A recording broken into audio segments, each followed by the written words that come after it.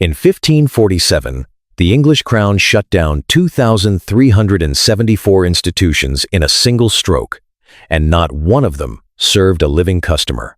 They existed to pay priests to pray forever for people who had already died. Farmland, rents, entire estates, all of it funding a workforce whose only job was to talk to the dead. That wasn't superstition at the edge of the economy. For a while, in town after town, it was the economy. And here's the part that should stop you. England wasn't the strange one. England was normal. Go back 3,000 years, and an Egyptian is signing over farmland so a priest will bring bread to his tomb every morning after he's gone. Walk into a small Italian town under the emperors, and working men are paying monthly dues into a fund, not for a pension, but for the party thrown at their own graves. Stand in a street in Taiwan today, and watch the smoke rise off 100,000 tons of paper money, mailed, quite literally, to the deceased. Different centuries, different gods, the same machine underneath all of it. Because for most of human history, the moment a person stopped breathing, they didn't leave the economy. They got promoted into a new one, a second household, that still had to be fed, housed, staffed, and paid for, and the bill didn't go to them. It went to everyone they left behind. So follow the money at a funeral and watch what happens. It doesn't stop. It keeps moving into the ground, into the temple, into land that no one alive is allowed to sell. Death didn't end a person's economy. It opened a second one. Let's find out who was really collecting. Start with the need, because every market starts with a hunger, and this one runs on the oldest hunger there is. Not greed, love, duty, fear. The refusal to believe that the person is simply gone. Almost every culture that has ever existed arrived at the same conclusion by different roads. The dead are not finished with the world, and the world is not finished with them. They still get hungry. They still get cold. They can still be comforted and, crucially, they can still be neglected. And a neglected dead person, in most of these systems, is not a sad memory. They're a problem. A hungry ghost. An ancestor who withholds his blessing, a soul stuck somewhere it shouldn't be, and looking at you to fix it. Now, hold on to something, because this is the part people get wrong. None of that is a con. The grief is real. The love is real. When a widow sets aside grain for her husband's spirit, she is not being fleeced. She is doing the most human thing there is. I'm not here to laugh at any of that, and I won't. But sincerity doesn't stop a market from forming.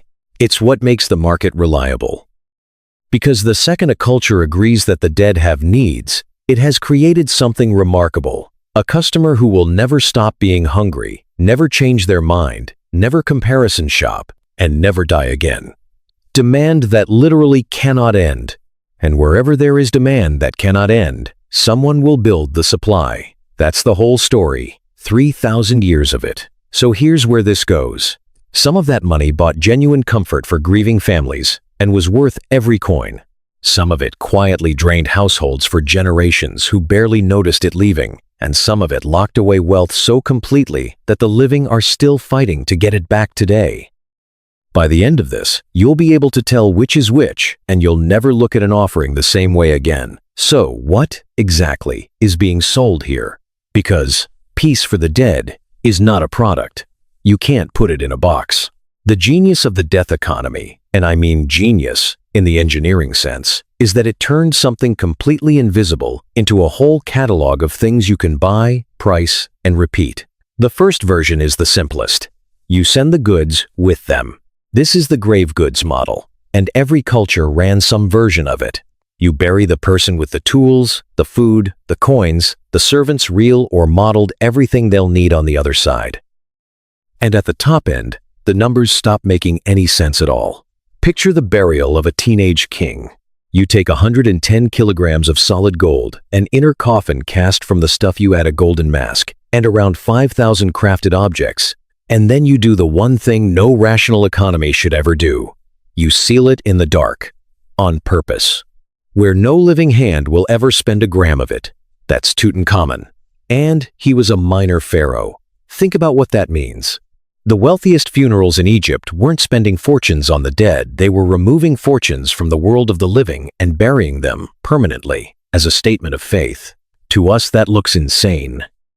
To them, it was the most sensible investment imaginable. You were provisioning an eternity.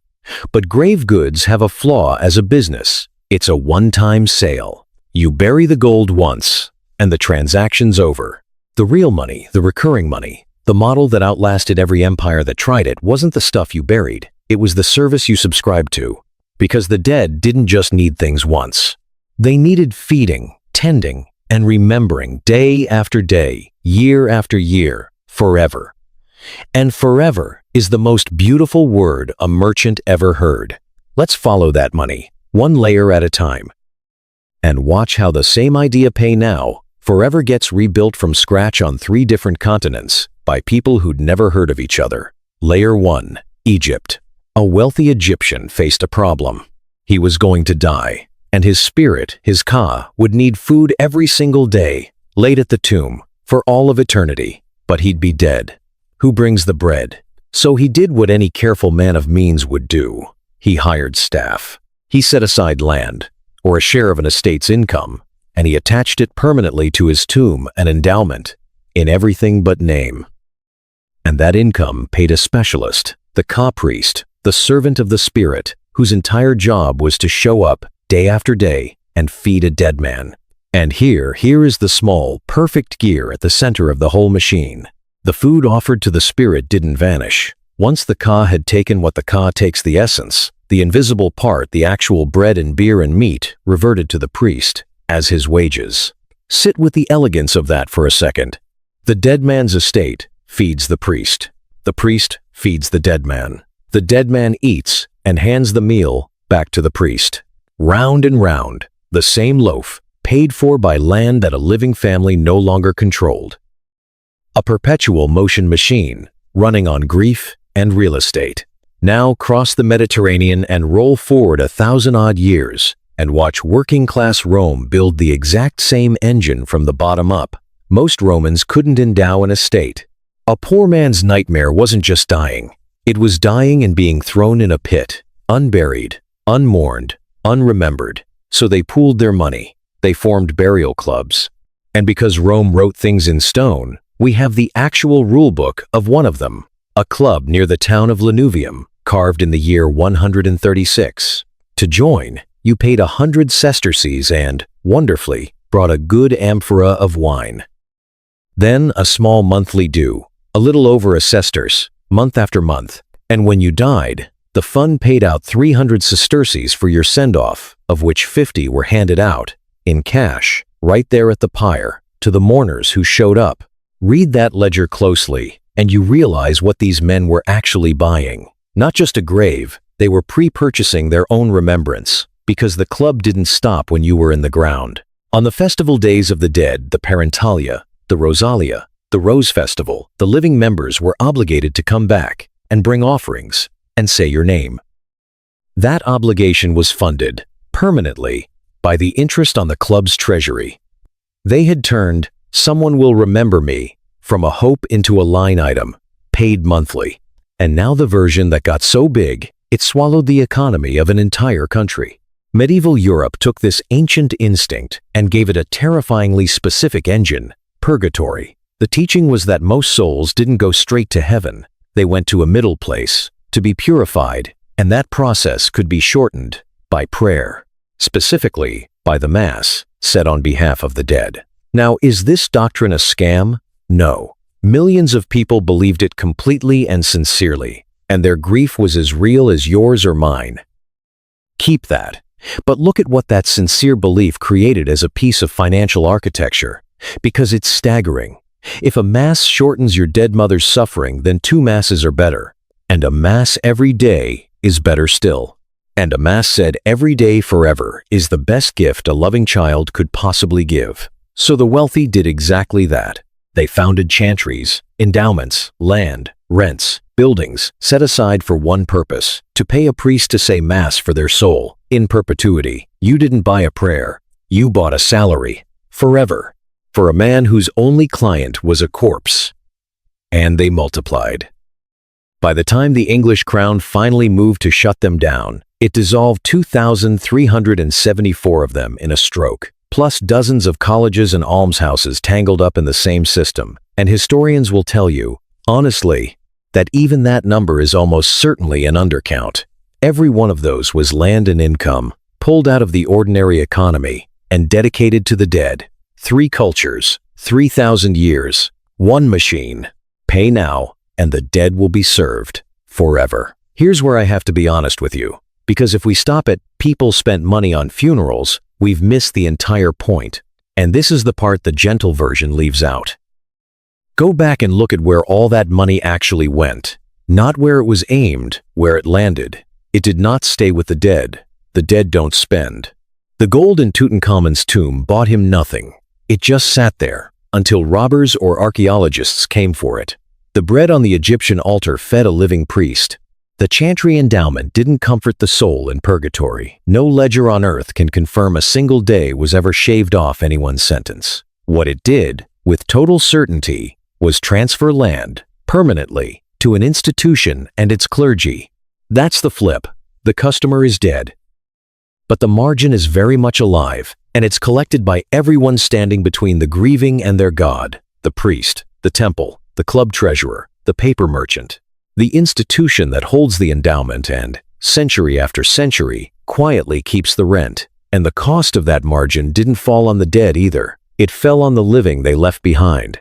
Because every acre tied to a tomb is an acre. A family can't farm for itself, can't sell, can't borrow against. Every coin buried is a coin the next generation doesn't inherit. The death economy runs on a slow, invisible transfer from the living, who need the wealth, to the dead, who cannot use it, skimmed all the way along by the people who manage the handover. And if you think this is a story about the ancient past, I want to show you something happening right now. In Hong Kong, one of the most expensive patches of land on the planet, where people live stacked in flats, smaller than a parking space, there are roughly 2,400 hectares of land that simply cannot be used, not because it's protected wilderness, because it belongs to the dead. It's held in ancestral trusts, TSO and Tong, some of them centuries old, set up so that a lineage could honor its ancestors and tend their graves forever. And forever was written into the law. This land is, in the legal wording, perpetual, inalienable, and indivisible. It cannot be split. It cannot be sold, not unless every living descendant with a claim agrees. And there are now thousands of them, scattered across the globe, many who've never met. More than 7,000 of these trusts still exist, so it sits there. A fortune, frozen. Families who could use the money can't reach it. Developers who'd build homes can't buy it.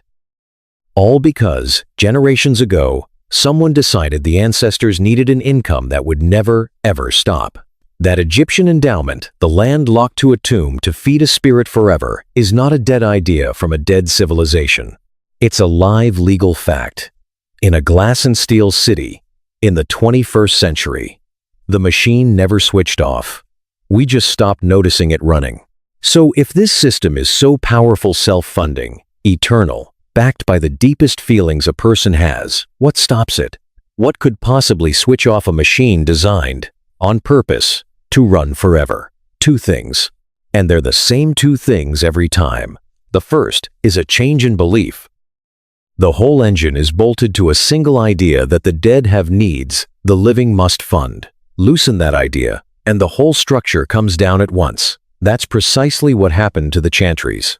When reformers challenged the doctrine of purgatory itself, when they argued there was no middle place to buy your way out of, that no mass could shorten it because it wasn't there, they didn't just win a theological debate. They pulled the pin on an entire industry. If there's no purgatory, then a chantry priest is a man being paid from good farmland to perform a service that does nothing. And the moment enough powerful people believe that, all those endowments stopped looking holy and started looking like something else entirely. Money on a table, with no one alive to defend it. Which brings us to the second killer. The state gets hungry. Here's the uncomfortable truth about all that wealth locked up for the dead. It's a temptation. It just sits there vast, undefended, justified only by a belief. And a king who needs to fund a war, or a government that needs land for houses, looks at that frozen fortune very differently than a grieving family does. So in 1547, the English crown didn't dissolve 2,374 chantries, out of pure theological conviction. Let's not be naive. Those endowments were land, and land was money, and a boy king's government was broke. Reform gave them the reason. The treasury gave them the motive. The priests were dismissed, prayers for the dead were outlawed by decree, and the estates that were supposed to serve souls forever were absorbed by the crown inside a few years. Belief built the machine. A shift in belief, and a state that wanted the assets tore it down. And notice the wealth didn't go back to the families who'd given it. It just changed owner. From the dead, to the church, to the king. The living once again stood at the end of the line. So, let's do the final accounting.